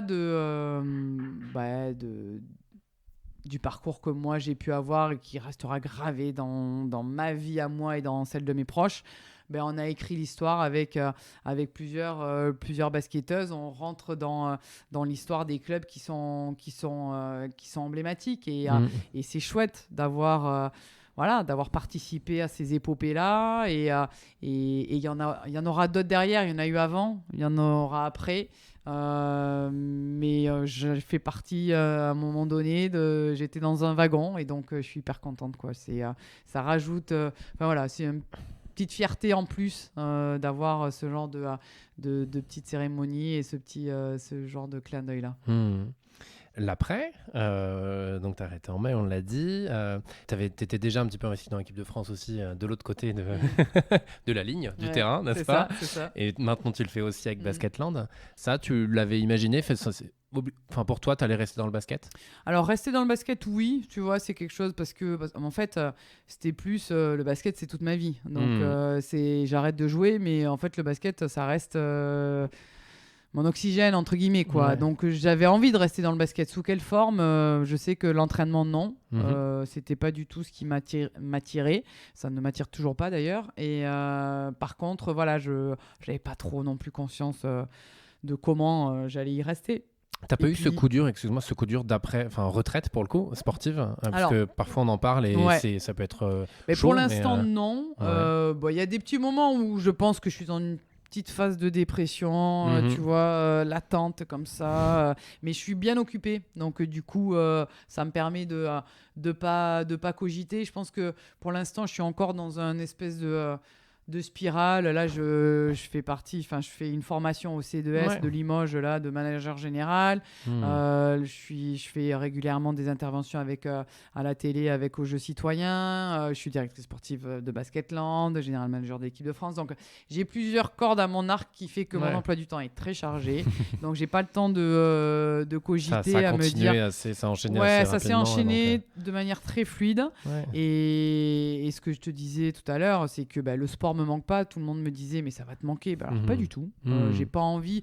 De temps en temps je me dis ah ouais j'aimerais bien, mais en fait j'ai tellement peur d'être nul que ça va pas tu vois. Et donc ça me va très bien de plus rien faire. Mais bon voilà, donc je pense toujours que un pied dedans, enfin t'es plus sur le terrain, mais t'es et par clairement contre toujours je là, prends énormément de plaisir. Alors aussi c'est la saison que l'on a et les filles que l'on a cette année avec Basketland, c'est des pépites qu'on a. Elles sont géniales, elles sont rayonnantes, elles sont pleines de vie, elles sont jeunes et elles ont du peps quoi. Et je trouve ça et je prends énormément de plaisir à être autour d'elles et des fois je me suis surprise à dire mais heureusement que je suis pas en interne. J'aurais rien à faire à faire là quoi. Il y a un vrai décalage. Aujourd'hui elles ont aujourd'hui j'ai 40 ans. Je dis 40, c'est mieux. 40. Arrondi. Ouais, arrondi, c'est mieux. Arrondi à la dizaine inférieure, c'est très bien. Voilà, c'est ça. Et elles en ont 20, quoi. Donc, non, il y a un décalage trop important. Mais par contre, je suis dans une espèce de continuité. Donc, il n'y a pas de, comme on dit, la petite mort du sportif. Pour l'instant, je la ressens pas. Mais bon, je sais qu'elle est pas loin. Tu vois, je sais qu'elle va frapper un peu à la porte, mais j'ai bien cadenassé, donc ça devrait le faire. Oui, parce qu'avec Basketland, il y a eu quand même beaucoup de défis, là, parce qu'il y a beaucoup de choses qui sont parties, beaucoup de nouvelles. Donc, tu as encore une fois une nouvelle page à écrire. T'aimes bien écrire des bouquins, en fait, au final. C'est ça. Mais alors, sans être l'auteur, par contre. Non, mais en faire partie. Être dans les lignes. C'est ça. Avec un nouveau challenge qui est quand même assez énorme de reconstituer une équipe. Et puis bon, qui a bien marché, quoi. Sincèrement, pour l'instant, on est complètement là où on voulait être, même bien au-delà de ce qu'on voulait être. Donc, c'est chouette. Maintenant, c'est que le début. C'est que le début, même si c'est la moitié. Mais ce que je veux dire par là, c'est que si on fait une super saison comme ça et qu'on s'arrête en quart de finale, on sera déçus. Donc, c'est pour ça qu'il faut faire attention. On est bien, mais on n'est pas. La saison est encore longue pour aller chercher ce qui pourrait être encore être plus fou, quoi. Je vais te parler d'autre chose aussi, un documentaire en 2021, si ça te va, qui s'appelle Faut qu'on parle. Ça te va d'en parler? Je t'en ai pas du tout. C'était public, donc je me suis permis. Bien sûr. Où tu fais ton coming out dans un documentaire qui passe sur Canal+. Pourquoi t'as accepté? Alors, en toute honnêteté, je sais pas trop. Parce que c'est vrai que déjà, les personnes qui font ce documentaire, à savoir Lies et Arnaud, qui me contactent, dans leur approche, j'ai beaucoup aimé la manière dont ils ont formulé, ils ont eu la vision de ce documentaire. C'est pas quelque chose, c'est vrai que la vie privée, ça a toujours été pour moi quelque chose, ça porte bien son nom, c'était privé, donc j'avais pas envie d'en parler. Et c'était... non pas que c'était pas simple ou j'avais pas envie de l'assumer, mais j'avais pas envie de mettre ça en avant parce que derrière, les gens, au lieu de regarder la sportive, ils vont regarder la femme et puis ils vont juger avec qui tu couches, avec qui... Enfin non, en fait, on fait du sport. Je juge nous sur nos qualités sportives et puis on s'en fiche. C'est comme on n'est pas assez féminine sur un terrain, en fait, je m'en fiche. Je vais pas mettre... Enfin voilà, quand je transpire et que je fais la grimace, je m'en fiche d'être hyper féminine, quoi. Donc il y a des sujets comme ça qui sont un peu spéciaux et sur lesquels moi j'avais pas forcément envie de me positionner et là quand Lies et Arnaud viennent, je suis dans une période de ma vie où je suis bien, où j'ai trouvé quelqu'un avec qui je suis bien dans ma vie, ma famille est au courant et je me dis mais en fait oui, pourquoi pas, quoi, pourquoi pas témoigner quelque chose qui peut-être peut aider, en fait, au-delà de m'afficher moi. C'était pas c'était plus un discours de regarder, écouter, on peut avoir une vie privée, on peut assumer des choses et tout en étant dans une carrière sportive, réussir et faire la part des choses et c'est possible. C'est pas simple. À l'écoute des autres athlètes, on a eu des similitudes dans nos parcours, on a eu des choses difficiles, des choses plutôt simples aussi à gérer. On s'en fait des fois une montagne et puis au final, des fois, ça se passe très bien. Donc il y a tout tous ces témoignages-là qui ont, je pense, été bénéfiques pour, si on a pu toucher ou si on a pu aider un ou deux jeunes qui se posaient des questions, qui n'étaient pas bien, en fait, on aura réussi ce documentaire-là, quoi, au-delà d'afficher individuellement nos orientations sexuelles, quoi. Ouais. Tu as eu des retours justement après le documentaire? Ouais, plutôt positifs, très positifs. Ouais. Souvent des remerciements de pouvoir témoigner. Ça a fait écho beaucoup dans certains foyers en disant je me posais la question soit pour ma fille ou soit la personne en elle-même. Merci, je vais peut-être appréhender vis-à-vis de ma famille de manière différente. Enfin voilà, chacun a son parcours, chacun a son histoire. Moi, c'est vrai que j'ai pas voulu faire non plus ce documentaire pour dire allez-y, faites votre coming out. Non, c'est pas du tout mon discours. Vivons heureux, vivons cachés en même temps. Exactement, c'est possible. Si vous avez envie de le dire, si vous vous sentez mieux, faites-le, mais il n'y a pas d'âge et il n'y a pas de contrainte. Enfin, ne vous sentez obligé en rien, en fait. Ouais. Maintenant, si vous subissez des pressions ou vous n'êtes pas bien dans votre peau, vous avez le droit de demander de l'aide. Et c'est vrai que ce documentaire a pu certainement aider certaines personnes qui n'étaient pas très bien ou qui se posaient des questions. Et puis voilà, après c'est vrai que souvent, heureusement, on n'a pas de retour négatif dans ce genre de situation. Mais c'est pas simple. Après, moi, encore une fois, ça ne me dérange pas du tout d'en parler.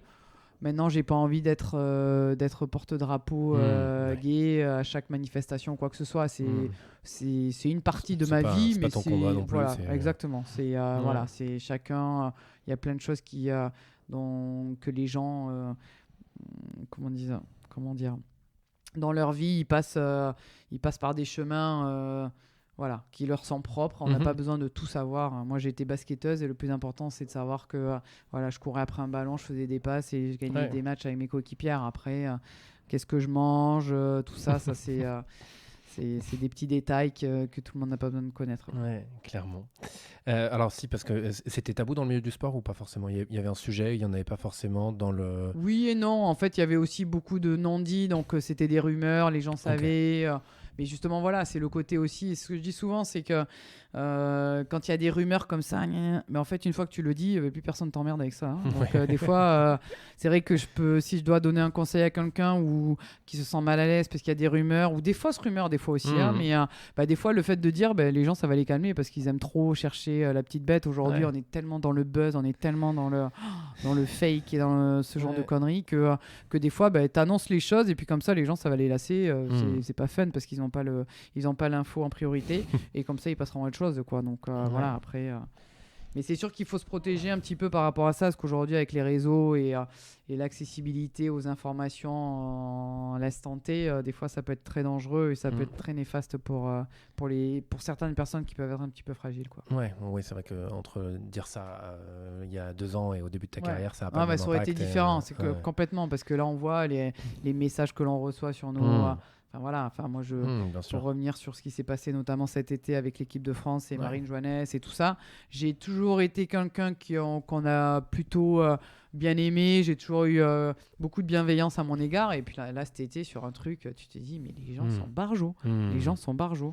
Et si t'es pas solide, tu peux... ça peut faire mal. Ça peut faire mal. Mais après, les gens, ils lisent un commentaire ou ils entendent une phrase ou ils se font leur propre idée. Enfin, bref. Pas avec tous les éléments, donc forcément... Exactement. Mais bon, ça, si tu le sais, ça va. Mais bon, derrière, c'est tellement facile que ça se dégrade parce que derrière, ça met le doute. Et donc, du coup, qui dit doute, dit oui, t'es en porte-à-faux ou t'es à tort. Mais non, en fait. L'histoire, moi, j'ai la bonne version. Les personnes concernées ont la bonne version. C'est ce qui compte, quoi. Voilà, Ouais, clairement.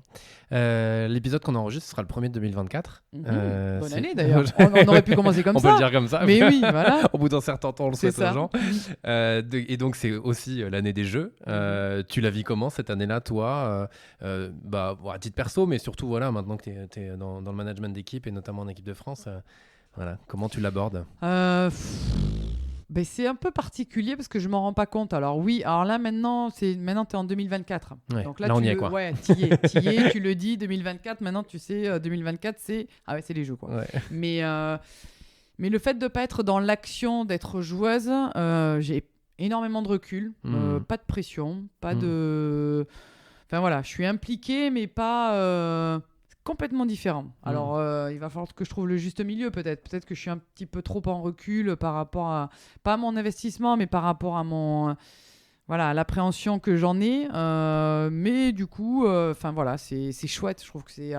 encore une fois, on entend beaucoup de choses sur ces jeux et oui, ça peut faire flipper. Est-ce qu'on va être à temps? Est-ce que ça... Bon. Non, moi je suis hyper contente qu'on fasse des jeux à la maison. Je me dis que c'est une chance inouïe pour les athlètes de vivre ça. Il y aura des couacs, il y aura des moments, la magie des jeux, comme on dit, elle va opérer, j'en suis sûre.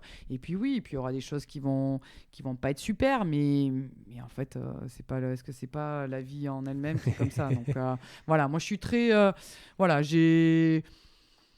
J'ai pas d'attente particulière, si ce n'est le plaisir de pouvoir vivre ça, quoi. Je vois certains des livres derrière. Ça te fait quoi, toi, d'être une légende du sport? Ça me fait pas grand-chose. Okay. Ça me fait sourire, ça me fait plaisir au fond, hein, mais j'en ai absolument pas conscience. Ouais. Je trouve ça super chouette quand tu vois, quand les gens te disent vous êtes pas Cécile? Non, Cécile, non. Là, on vient me le dire ce matin là. Ah ouais. Bonjour Cécile. Non, moi c'est Céline. Dommage. Ça après. Mais c'est drôle. Donc non, je trouve que c'est des jolis petits clins d'œil. Ça rajoute le petit truc en plus dans le parcours que j'ai pu avoir. Et voilà, c'est après une légende. On est une légende, oui, un temps, quoi, tu vois, et dans un monde tout petit, donc il n'y a pas de prise de tête à avoir, quoi. Mais c'est chouette quand même. Enfin, tu vois ce que je veux dire? Je me dis pas, non, mais non.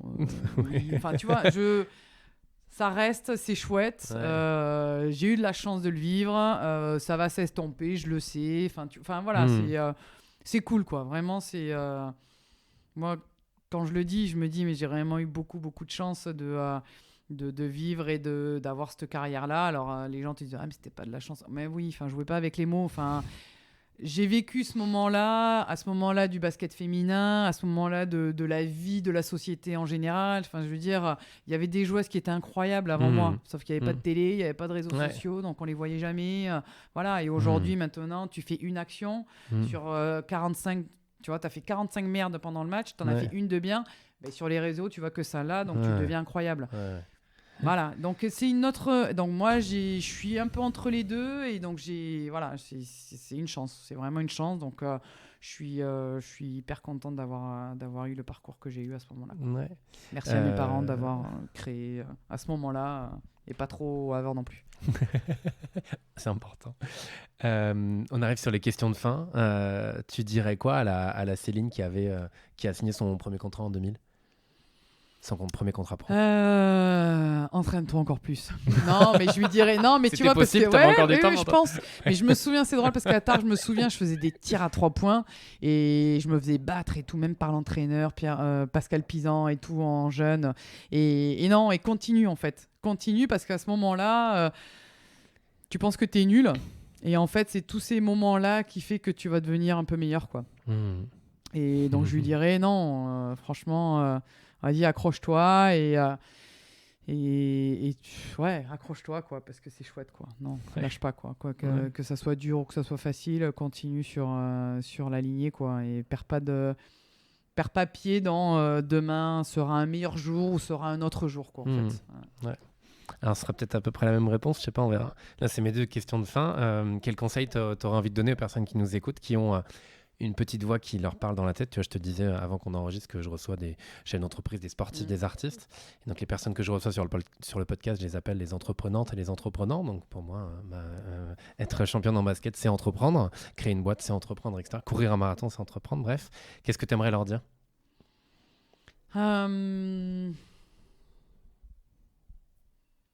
Compliqué parce que en fait je vais donner un exemple mais que je n'ai pas qui ne me correspond pas, c'est-à-dire croyez en vos rêves, quoi. Et moi j'avais pas de rêve mais ça m'a pas empêché d'aller au-delà de ce que j'aurais même pu imaginer. Je pense que c'est aujourd'hui avoir des rêves, c'est peut-être ce qui peut permettre de se dépasser, parce qu'aujourd'hui la société nous fait vivre dans une fausse réalité, j'ai envie de dire. Et du coup, se permettre de rêver, c'est se donner des objectifs qui peuvent dépasser l'entendement. Et moi, j'étais pas comme ça, mais ça peut aider aujourd'hui dans les nouvelles générations pour essayer d'aller un peu, parce qu'il y a tellement de choses qui peuvent que tout s'arrête, quoi. Donc allez-y, foncez, quoi. Foncez, croyez en vos rêves si vous en avez, et si vous en avez pas, c'est pas grave non plus, hein. Attention. Ouais, c'est chouette de dire ça pour que c'était pas forcément un Exactement, rêve. Voilà. Et que parfois on peut être... Enfin, moi, c'est vrai qu'on me pose parfois la question, c'est quoi ton rêve? En fait... on peut ne pas en avoir non plus. Hein, ouais, c'est clair, exactement. Parce que moi, souvent, okay, voilà, et c'est OK de pas avoir de rêve parce qu'on sait pas, et puis parce qu'on se développe, et puis le rêve d'un jour n'est peut-être pas le rêve de demain. Enfin, à un moment donné, moi, je suis pas la même personne à 40 ans que j'étais quand j'en avais 20, et donc, du coup, il faut se laisser. Et aujourd'hui, on est dans une société de changement, et donc on change tout le temps, et donc se mettre un objectif... c'est obligé à devoir l'acquérir, donc l'atteindre. Donc non, en fait, tu as le droit aussi de pas te donner d'objectif, et puis de te laisser porter en étant bien dans ta peau et en étant heureux. En fait, le plus important, c'est d'être heureux. Et puis, je termine là-dessus. Enfin, la difficulté du rêve, c'est que parfois, quand tu l'atteins, tu peux être un peu déçu. J'avais reçu quelqu'un qui, son rêve, c'était Annelle Saurigny, épisode 5, donc ça date. Ah, ça remonte. Ça fait bientôt 4 ans, qui disait que son rêve, c'était de faire Sciences Po. Une fois qu'elle a fait Sciences Po, en fait, elle a arrêté parce qu'elle était hyper déçue du rêve dans lequel elle était, qu'elle imaginait, quoi. Donc, je suis... Mais alors, vraiment, c'est... Tout à fait d'accord, et c'est pour ça, je pense qu'au fond de moi, j'avais pas de rêve parce que j'avais pas envie d'être déçu. Et comme je te disais sur les premiers titres, les victoires, voilà, à un moment donné, c'est tout. Donc tu vois, te donner des rêves, mais ça peut te donner un cheminement. Oui, bien sûr. Voilà, c'est un pas objectif un but à atteindre, voilà. qui est différent. C'est ça. Après, derrière, il y a plein de choses qui peuvent être aussi surprenantes, et la surprise, ça.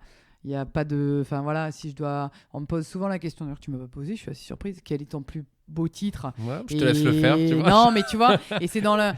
Je peux pas dire, bien sûr que le titre, enfin la médaille d'argent des Jeux, c'est la plus haute et la plus forte, et tout ça, en émotion, en tout.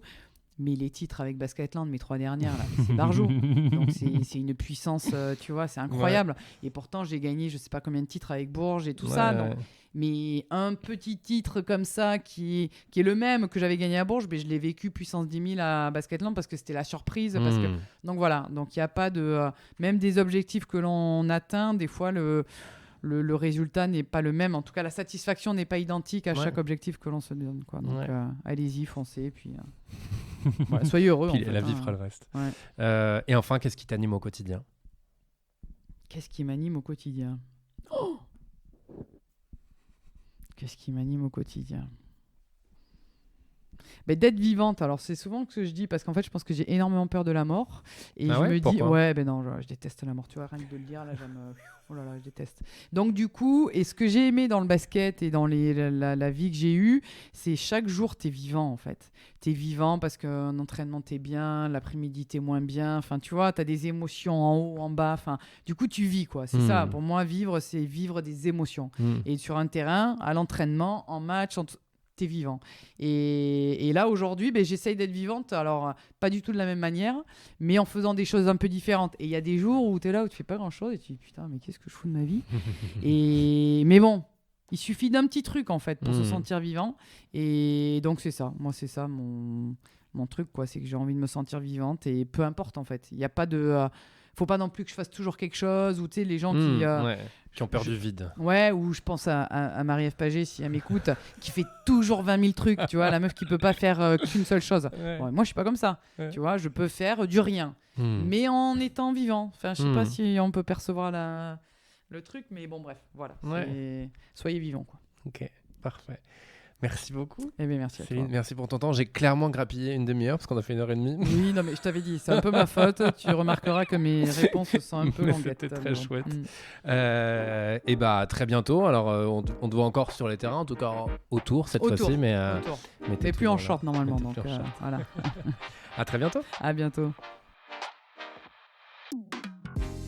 Merci à toutes et à tous pour votre écoute. Quel honneur, quel plaisir d'avoir reçu Céline, une légende de son sport et du sport français de manière générale. Son parcours semble si fluide, avec évidemment beaucoup de travail, un peu de chance, et le reste s'est fait presque naturellement. C'est en tout cas une très belle source d'inspiration. Si cet épisode vous a plu, eh bien je vous invite à le partager autour de vous. Le pompon se fait connaître aussi et surtout grâce à vous, alors que ce soit en commentant sur LinkedIn, en partageant une story sur Instagram ou en parlant dans la journée autour de vous. Ça aide grandement le podcast à inspirer un maximum de monde. Je vous dis à très bientôt pour un nouvel épisode du pompon et surtout d'ici là, faites du sport et prenez soin de vous. À très vite.